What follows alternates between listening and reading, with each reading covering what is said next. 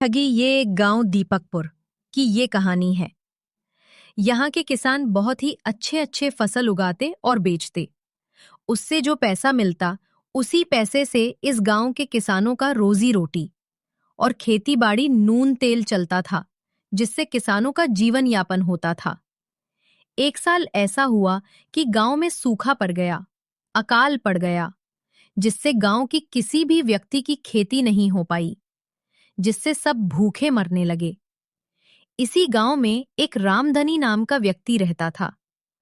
रामधनी केवल नाम से धनी था और कहा जाए तो गांव में सबसे ज्यादा गरीब था। और रामधनी के 2 बच्चे और बीवी थे, और दोनों बच्चे माँ के आंचल में लिपटकर रोने लगे। मुझको कुछ खाने के लिए दे दो माँ, बहुत भूख लगी है। रामधनी को अपने बच्चों का भूख देखा नहीं गया। उसी दीवार पर एक भगवान की फोटो लगी थी। रामधनी फोटो को देखकर कहता है, अधजल में पड़ी नैया, बड़ी दूर किनारा बा। हे भगवान, अब तोहरे ही सहारा बा। रामधनी अपन बुरा समय जो चल रहा था उसके जीवन में, वो सोचकर वो बहुत रोने लगा। ये सब कुछ देखकर रामधनी की पत्नी कहती है, रोइए मत पतिदेव, इस साल सूखा पड़ने से अपने सारे जानवर भी मर गए चारा की कमी से।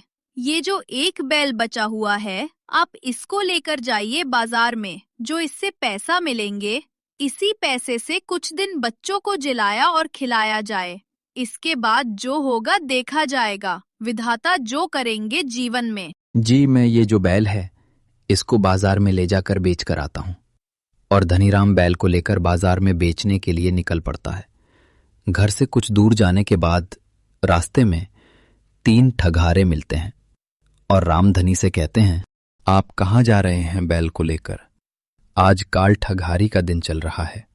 ठगहारे सब लोग को बहुत ठग रहे हैं। तो रामधनी कहता है, मैं ये बैल बाजार में लेके जा रहा हूं बेचने के लिए। तो ठगहार ने कहा, अब आप बाजार में क्यों लेके जाएंगे? हम ही आपका बैल खरीद लेते हैं। आप यहां ठगे भी नहीं जाएंगे। बाजार में जाएंगे तो आपको ठग लिया जाएगा। तो ठगहारों ने कहा, चाचा बोलिए, आप अपने बैल का कितना पैसा लेंगे? रामधनी सोचता है, आजकल तो बैल का जो पैसा चल रहा है 7,000 से 7,500 और 10,000 तक चल रहा है। मैं इनसे इतना न मांगकर एक उचित दाम कहता हूं। रामधनी कहता है, जी मैं अपने इस बैल का 5,000 रुपए लूंगा। तो ठगहारों ने कहा, जी नहीं, हम लोग आपके बैल का 2,500 देंगे। तो धनीराम बहुत सोच में पड़ जाता है।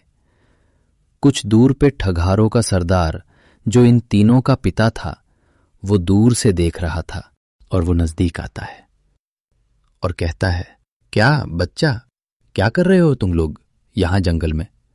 रामधनी कहता है, चाचा ये मेरा बैल है, मैं अपने बैल को बेच रहा हूं। मैं अपने बैल का 5,000 रुपये मांग रहा हूं। ये लोग मुझे 500 रुपये दे रहे हैं। आप ही कोई दाम तय करिए जो उचित हो। देखो बच्चा, किसी के बीच में बोलना उचित मैं नहीं समझता। कोई अपनी बात माने या ना माने, क्या इज्जत रह जाएगी बीच में बोलने की मेरी? आप दोनों पार्टी वालों को मानो तो मैं बोलूं। रामधनी कहता है, चाचा जो आप बोल देंगे उसी कीमत में मैं बैल दे दूंगा। तीनों ठगहार सोचते हैं, है तो मेरा बाप ही, बोलेगा मेरी तरफ ही है। तो ठहरो का सरदार कहता है, जी बच्चा, आपका जो बैल का 1,000 उचित कीमत है, अब देखो, आपने कहा था जो मैं बोल दूंगा वो आप मानोगे, तो मैं बोल दिया। अब आपके ऊपर निर्भरता है, हमारी बात की कद्र होगी कि नहीं। रामधनी मन में सोचता है, मैं 5,000 मांगा था और ये 2,500 दे रहे थे। ये दादा कहाँ से आए? हजारों बोल रहे हैं। चलो मैं दे देता हूं। और ये लोग बैल को लेकर अपने घर की तरफ निकल जाते हैं। रामधनी पीछे पीछे जाकर इनका घर देख कर आता है और सोचता है, भगवान, मैं अगर सच्चा हूं तो मैं 5,000 का 2,500 कैसे वसूलूं? आप मुझे रास्ता दिखाओ। रामधनी अनाज लेकर घर जाता है, देता है। बीबी खाना बनाती हैं, सब खाकर सो जाते हैं और सुबह उठते हैं। रामधनी बैठकर सोचता है, कैसे वसूलूं? तो रामधनी के मन में विचार आता है। रामधनी औरत बनकर निकल जाता है उन लोगों के गांव।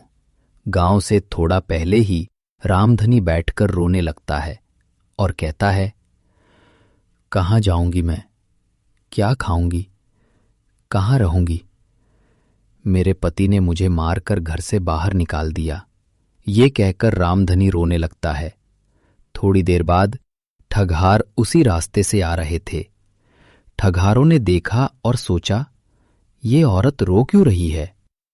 और खड़े होकर सुनते हैं तो समझ में आता है कि पति ने घर से निकाल दिया है। तो इनके मन में भी विचार आता है, क्यों ना हम लोगों में से कोई एक शादी कर ले और हम लोगों को रोटी नहीं बनाना पड़ेगा। उसमें से जो छोटा था वो जाकर बोलता है, जी आप क्यों रो रहे हैं? आपको क्या दुख पड़ा है? बताइए, मैं आपका दुख दूर कर दूंगा।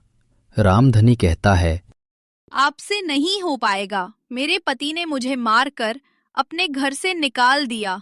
अब आप ही बताइए, मैं कहाँ रहूंगी? क्या खाऊंगी? कोई मुझे ऐसा शख्स मिल जाए जो मुझे एक वक्त की रोटी दे और रहने के लिए एक छत दे दे, मैं जिंदगी भर उसकी एहसान को नहीं भूलेंगी।